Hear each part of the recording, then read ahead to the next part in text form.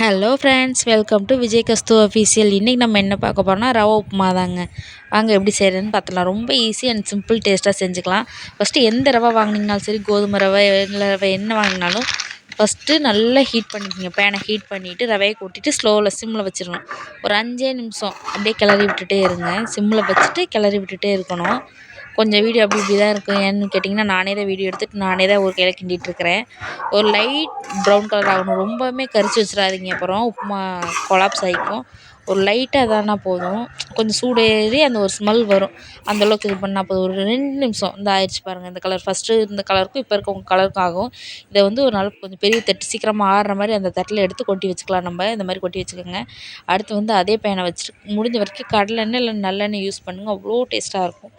எண்ணெய் ஊற்றிக்கலாம். எண்ணெய் ஊற்றிட்டு எண்ணெய் காஞ்சதும் நம்ம வந்து கடுகு, சின்ன வெங்காயம், வரமிளகாய், கடலைப்பருப்பு, அவ்வளோதாங்க.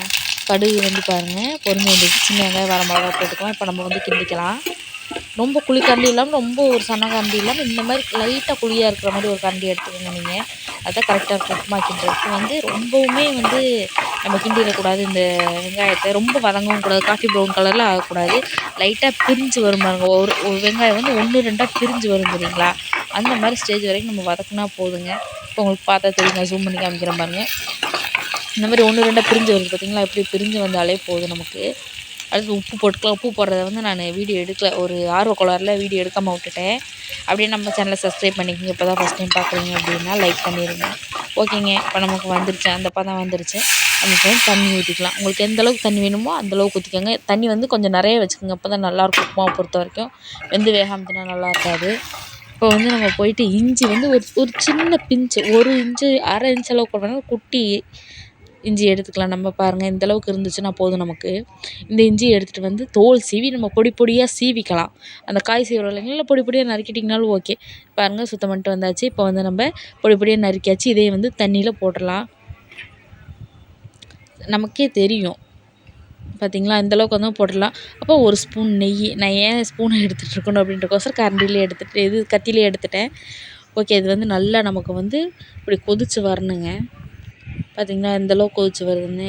இப்போ வந்து ரவையை போட்டுக்கலாம். வந்து வீடியோ எடுக்க ஆளாதனால நானே தான் போடுறேன். அதனால் அதை வீடியோ எடுக்க முடியல. ஏன்னா கட்டி படாமல் கிண்டணும், கை விடாமல் கிண்டணும். கட்டி தட்டிடுச்சுன்னா நல்லா இருக்காது.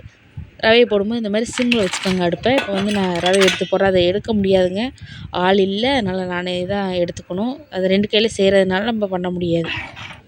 பார்த்திங்களா, போட்டு அடுத்து 2 செகண்டில் இந்த மாதிரி ஆயிடுச்சு.